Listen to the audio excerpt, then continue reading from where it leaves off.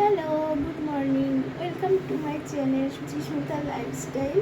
আরও একটা নতুন ব্লগে তোমাদের স্বাগত জানাই। আর এই প্রভাত ফেরির জন্য আমার সাজগোজ কমপ্লিট, বাট শহরের লোকের তো নড়তে চড়তে 6 মাস, এখনও অবধি কোনো পাত্তা নেই।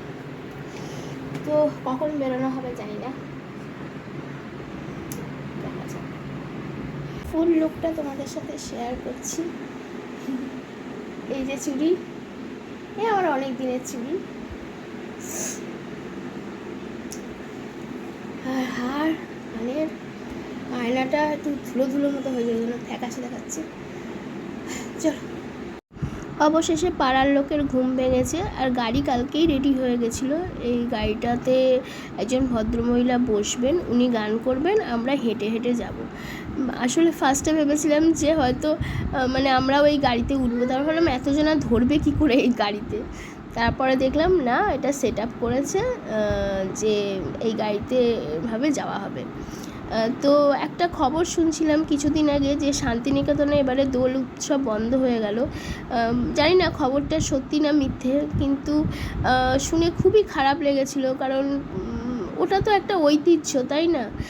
তো আজ আমার ঘরের সামনে এক টুকরো শান্তিনিকেতন এসে হাজির হয়েছে। এগুলো আমি টিভিতে দেখেছি, বা কলকাতার বিভিন্ন রাস্তায় ঠাকুরবাড়ি থেকে বেরোতো প্রোগ্রাম। তো এই যে ছোট্ট ছোট্ট মেয়েরা কী সুন্দর দেখো সেজেছে, সেজে গুজে সব হাতে আবির নিয়ে ফুল নিয়ে, বেশ পুরোটাই এত ভালো লাগছিল। আর আমরা শহরের মানুষরা জানো তো, এ বাড়ির খবর ও বাড়িতে কী হচ্ছে কেউ জানতেও পারে না, বুঝতেও পারে না। শুনলে অবাক হবে, আমি এদের মধ্যে হাতে গোনা কয়েকজনকেই চিনি, সবাইকে চিনিও না। আসলে আমরা সব পাড়া প্রতিবেশীর মধ্যেই থাকি, কিন্তু কেউ কাউকে চিনি না। তো এই রাস্তা দিয়ে আমরা হেঁটে চলেছি, আর এই সব এক্সপিরিয়েন্স আমার জীবনে প্রথম, আমি আগে কখনো করিনি। এই রকম হোলি সেলিব্রেশন আমি কোনো দিনও করিনি। আর দেখো, এটা হলো আমাদের এখানে শিব মন্দির।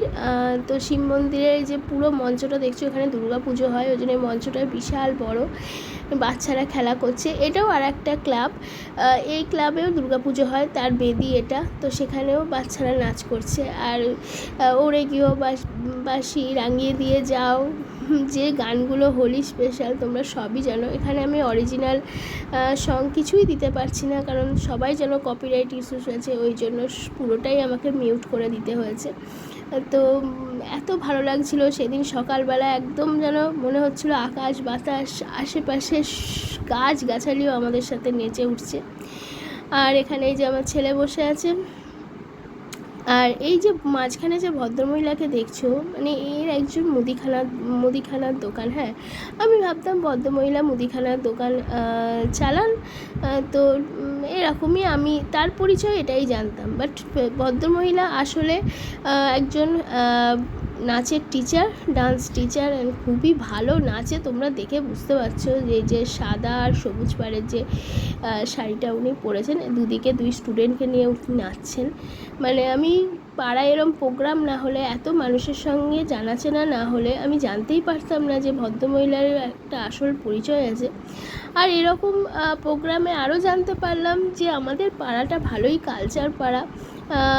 খুব একটা কারোর সাথেই আমার মেশা হয় না, কারণ আমি কেউ মিশবে কি বলবে, গ্রামে খুব সাবলীলভাবে মেশা যায়, কিন্তু শহরের ব্যাপার স্যাপার একটু আলাদাই আছে। এটাও একটা ক্লাব, এখানেও দুর্গাপুজো হয়। তো বেদিগুলো দেখে বুঝতে পারছো যে বিশাল বড় বড়। তো বাচ্চাদের সত্যি কথা বলতে ওদের ইন্টারেস্ট বলো, ওদের কী বলবো, এত এক্সাইটমেন্ট। ওরা ছোটো ছোটো বাচ্চাগুলো তখন প্রায় ভোর, তো ভোর বলবো না, 7টা 10-15 বাজে, তাহলে বাচ্চারা উঠে রেডি হয়েছে, তারপরে নাচছে। বাচ্চাদের জন্য হ্যাটস অফ। কত ছোট ছোট বাচ্চা দেখেছো, আর কি সুন্দর নাচে। সব কিন্তু ডান্স টিচার হলো ওই মহিলা। তো আমরা ফিরে চলে এসেছি, আর দেখো জলখাবারের আমাদের পাড়ায় ব্যবস্থা করা হয়েছিল, লুচি, আলু চচ্চড়ি আর জিলিপিও ছিল। তো এত ভালো লাগছে, সবাই হলুদ শাড়ি, ঠিক মনে হচ্ছে সরস্বতী পুজো চলে এসছে। আর আমি এই প্রথম এরমভাবে রং মাখছি, এই যে আমার মাখা হলো, কিন্তু আমি সাদা কিছু পরিনি, কারণ অত কখনো পালন করিনি, তো জানি না কী করতে হয় না হয়। এই যে আমার ছেলে এবারে বীভৎস আনন্দ করেছে হোলি খেলায়। একটু একটু ওকেও শিখতে হবে সব কিছু, আস্তে আস্তে সামনের বছর হয়তো আরও সাবলীল হয়ে যাবে সব কিছু। তাহলে আমার ছেলের অবস্থা দেখো, আমি তো ভাবলাম আর রং মং উঠবে না, কিন্তু সত্যিই রং ওঠেনি, একটু রয়েই গিয়েছিলো। আর আমার মুখে তো পুরো ভর্তি।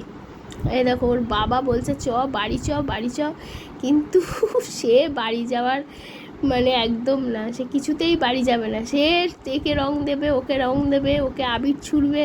প্রথম সব কিছুই হচ্ছে, তো এই জন্য খুবই এক্সাইটমেন্ট কাজ করছে ওর মধ্যে। আর আমি তো পুরোটাই ভয়েস ওভার করছি, কারণ তোমাদের প্রথমেই বলে দিয়েছি যে কপিরাইট ইস্যু আছে, কিছু করার নেই। আর এই যে ভদ্রমহিলা যাচ্ছে ব্যাগ নিয়ে, দেখো ওনাকে ও চেনেও না জানে না, আমি সামান্য চিনি খুব ভালো, তাকে গিয়ে এরম ছুঁড়ে মেরে এলো। আর এইগুলো ফুড করাই জীবনেও দেখিনি, এগুলো এখন খাচ্ছি। তারপরে এ দেখো ঠান্ডাই আছে, এবার দুবার করে হয়ে গেছে ভিডিওটা। যাই হোক, তো আমাদের এবার দুপুরের খাওয়ার পালা। দুপুরেও আমাদের লাঞ্চেরও ব্যবস্থা ছিল।